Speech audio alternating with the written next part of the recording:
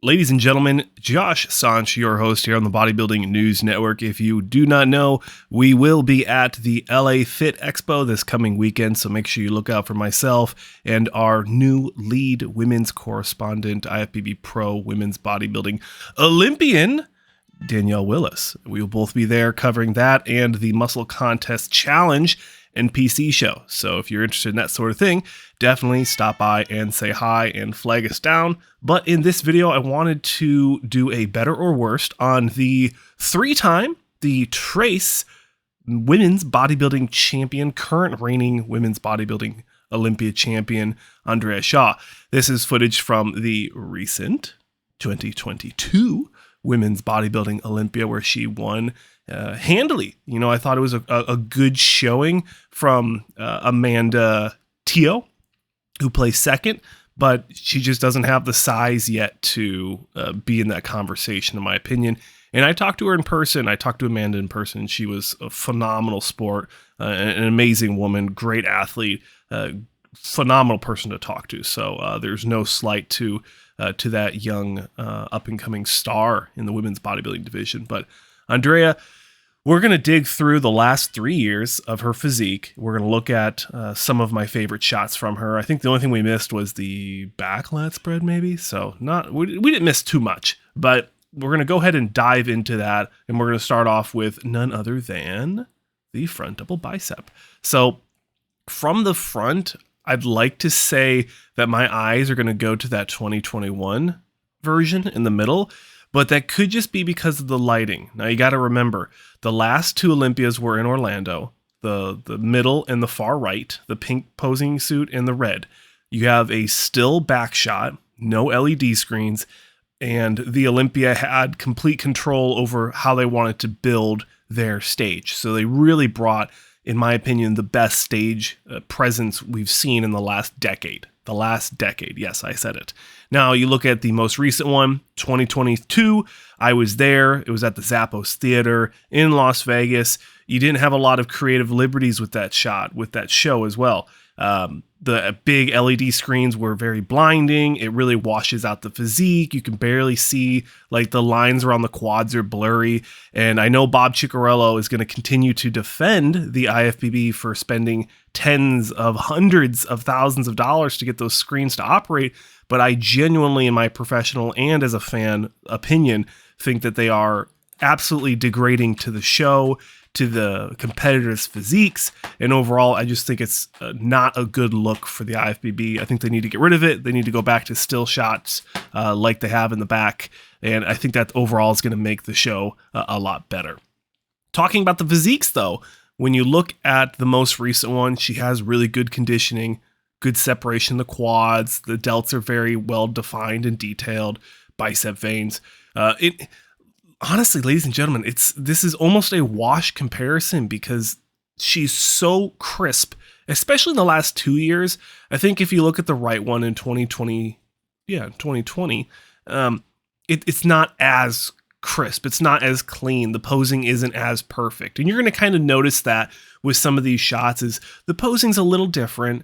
She hits some shots in a very unique way. And maybe that's just how other people are doing it. I'm not a women's bodybuilding expert. That's why Danielle has come on the team to really add that value and that expertise to the showing.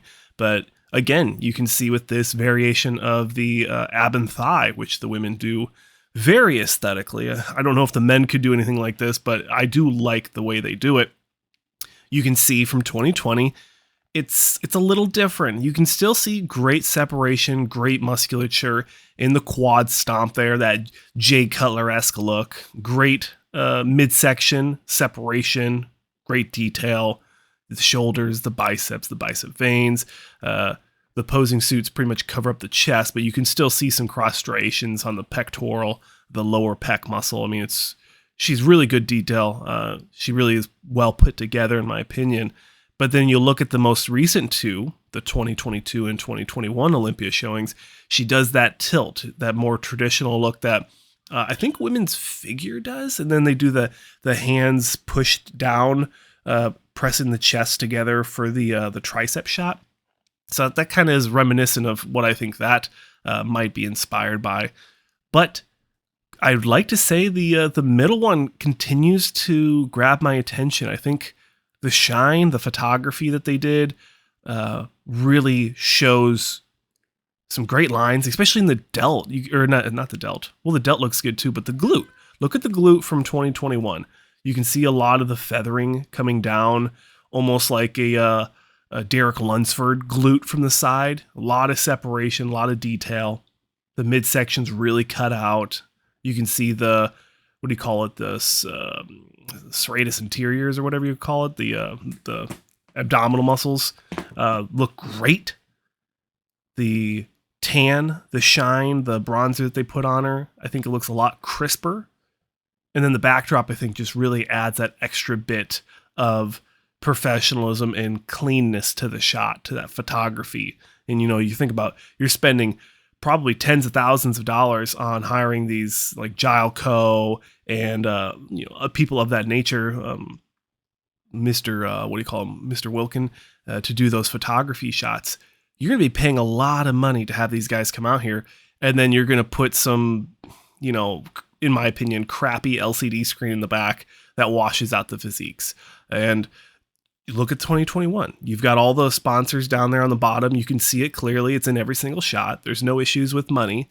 So where's the discrepancy here, ladies and gentlemen? Why do we need LCD screens when you have really nice, well-made backdrops and stage pieces in last year's? I think that comes down to they didn't have a lot of liberties at the Zappos Theater. They weren't able to build onto the stage as much as you'd want to. So those are my thoughts there. I'll try not to rant too much about the stage.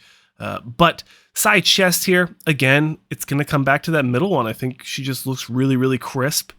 Almost the delt, I think she's pushing it upwards a little bit more on the 2022 shot on the left. And it adds a little bit more thickness and detail. But also, no slouch to the 2020 version. She looks phenomenal there as well. So again, kind of like just speaking to how consistent she's been over the earlier part of this half decade. 3 years, I guess. It's getting close to a half decade.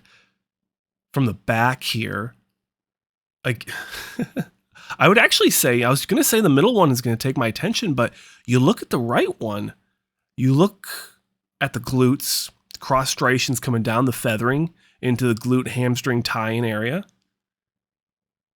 That looks pretty sharp. You can see a lot of feathering in there. Even in the back, it looks really detailed. And then you look at the most recent, not as sharp in the glutes, kind of washed out a little bit. The back is still hard, really well detailed, and the hamstrings are still fairly dug out. You can see a lot of detail. Put her next to Brandon Curry and see who wins on detail. Look at the middle one. Probably the safer pick would be the 2021 when you look at the hamstrings, the glutes. I haven't even talked about calves yet. Calves look pretty similar. I can't be too much of a slouch. There's a little courtesy to Arnold and Mark's Max Muscle on the calf talk. But hope you guys enjoyed the little comparison. Kind of a fun one. I just wanted to look at her physiques, kind of give you guys my idea of what I like there, what I don't like. I think a lot of it was just a stage critique. But anywho, ladies and gentlemen, thanks for watching. My name's Josh Sanch, your host here on the Bodybuilding News Network. Let me know who you want to see next in the comment sections below for another better or worse, and I'll see you in the next one.